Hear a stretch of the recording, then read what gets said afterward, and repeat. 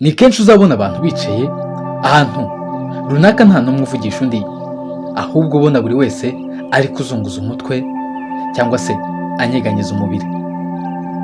Nyuma yo kubona ibyo, wareba mu matwi yabo ugasanga harimo ekuteri.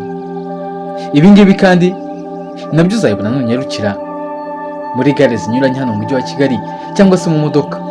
Buri wese aba ari kuri telefone na ekuteri ye mu gutwi, harimo n'abari kuririmba.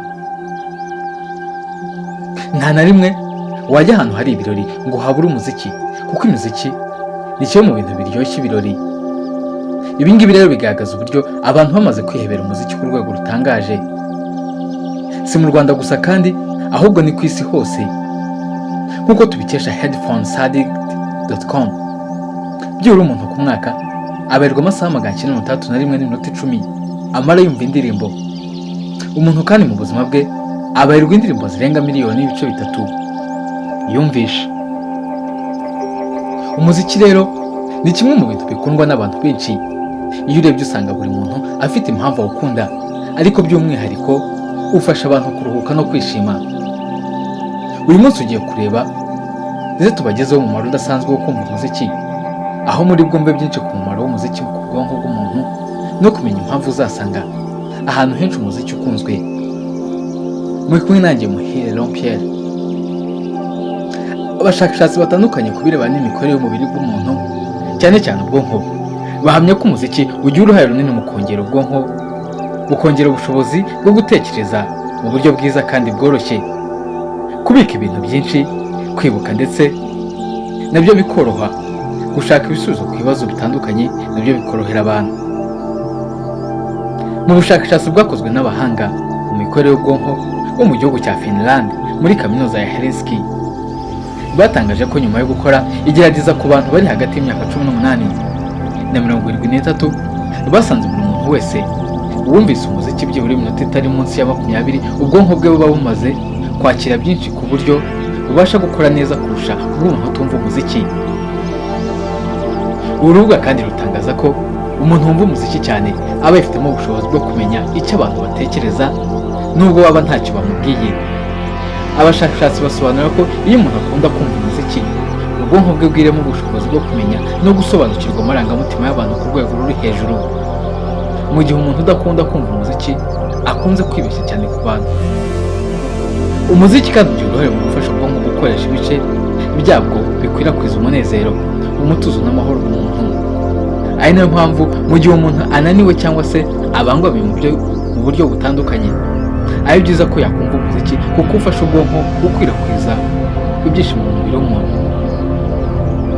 Mu gihe umuntu atabasha gusinzira, cyane cyane umwana, ni byiza kumuririmbira kuko umubiri we wumva utuje kandi utekanye, akabona gusinzira. Mu gihe uri mu kazi, mu kiruhuko, mu bikorwa byawe bitandukanye by'umunsi n'ahandi bigushobokera hose, ni byiza kumva umuziki mu rwego rwo gufasha ubwonko gutekereza neza ndetse no gukora uko bikwiriye, kugira ngo ubashe kubaho mu buzima bunogeye, haba ku ruhande rwawe ndetse n'abo mubana.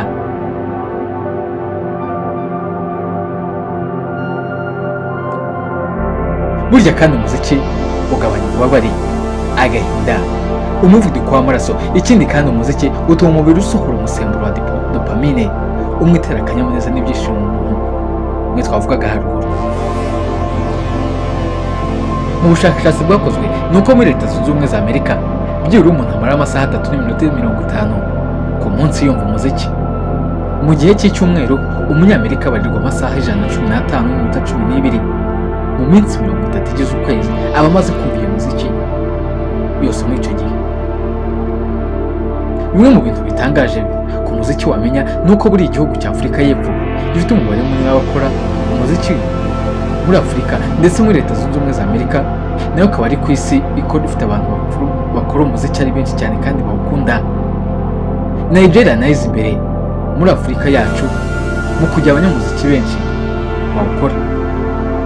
Ibiro by'ikigero kinini cy'abakunda umuziki ni abari mu myaka y'ubugimbi n'ubwangavu, aho usanga byibura ku munsi urubyiruko rumara amasaha 2:5 rwumva umuziki. Uko imyaka igenda iha iyindi, usanga igihe abantu bamara mu muziki kigenda cyiyongera, uko bwije n'uko bukeye. 42% by'abangavu n'ingimbi bavuga ko bumva umuziki buri munsi. Nawe ushobora kuba udukurikiye ku ruhande aho ngaho ufite akaradiyo kari mu muziki cyangwa se mashini iri mu muziki, cyangwa se nyuma y'uko usohoza iki kiganiro uri buti ujya kumva umuziki. Kuri ibi byose bigaragaza ko kumva umuziki mu bantu byazamutse. Ikigo cyo muri Amerika cya American Academy of Child and Adolescent Psychiatry cyasanze kwiyongera kw'abana bumva umuziki hari ingaruka nziza ku buzima bwabo bwo mu mutwe byagize. Ikikwereka ko umuziki ukunzwe cyane nuko byibura 616,200,000 by'abantu bamaze kugura ifatabuguzi kuri rumwe mu rubuga rucuruza imiziki kuri murandasi kuva ikoranabuhanga ryatangira. Kimwe mu bindi bintu umuziki ufasha umuntu harimo kwiruka. Burya ngo kwiruka uri kumva indirimbo zigenda zihuta nazo cyangwa se izindi zituje za slow ngo bishobora gutuma nawe wihuta kurushaho. Kuko mu bushakashatsi bwakozwe bwagaragaje ko umuntu uri kumva indirimbo yiruka metero 800 aziruka mu gihe gito ugereranyije n'umuntu uba utari kumva umuziki.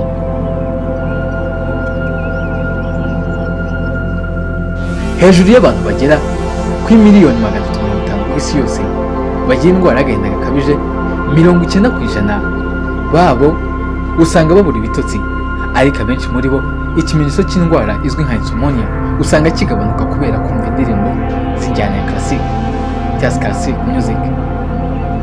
Ikindi kiri mu mimaro idasanzwe y'umuziki ni ugufasha umuntu utwaye imodoka. Ahangaha ushobora kwemeranya na benshi kuri iyi ngingo, ubwo usanga imodoka nyinshi koko zirimo umuziki buri usanga agabanya agenda yongera kugira ngo umuziki umufashe. Mu bushakashatsi bwakorewe mu gihugu cy'Ubuholandi basanze umuziki ugira impinduka nziza ku byiyumviro by'umuntu utwaye imodoka kandi bikamufasha mu rugendo rwe kuruta kuba yaba ari kumva ibindi bintu bitari umuziki. Umuziki kandi wagaragaje ko utuma umuntu yiga neza kandi akibuka ibintu ku buryo bworoshye.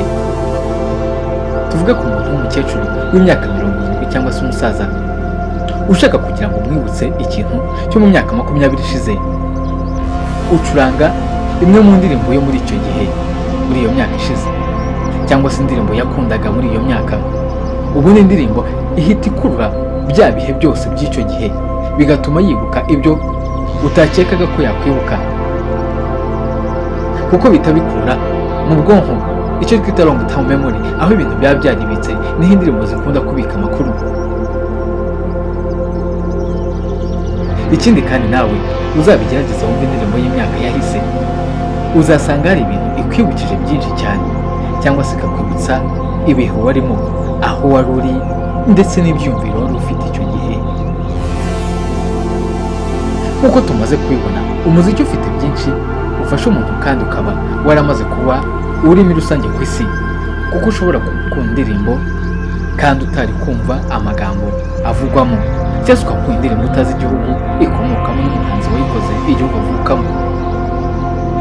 Umuziki ushobora guhuza abantu banyuranye nubwo baba badafite ubwoko bumwe, umuco umwe cyangwa se hashize hamwe. Ibiganiro byiza nk'ibi ni akagaruka.